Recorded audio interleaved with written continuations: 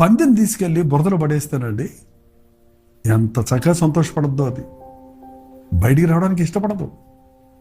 అదే మీరు కావాలంటే టెస్ట్ చేయండి. ఒక గొర్రె పిల్లని తీసుకెళ్ళి మురిగొట్లో పడేయండి, అది అక్కడ సంతోషించలేదు. అది ఎంత తొందరగా ఎగిరి దూకి దులుపుకొని దూరంగా పారిపోవాలో బెదిరిపోయి అదిరిపోయి పారిపోద్దంటది.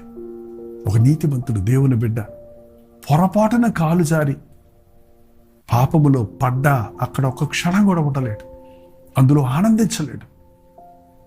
దాని నుంచి విడిపించబడే వరకు, ఆ కల్మషం నుండి కడిగబడే వరకు అతని మనసుకు నెమ్మది ఉండదు. అతడు అందులో నుంచి లేచి పరిగెడతాడు, పశ్చాత్తాపడతాడు, ప్రార్థించుకుంటాడు.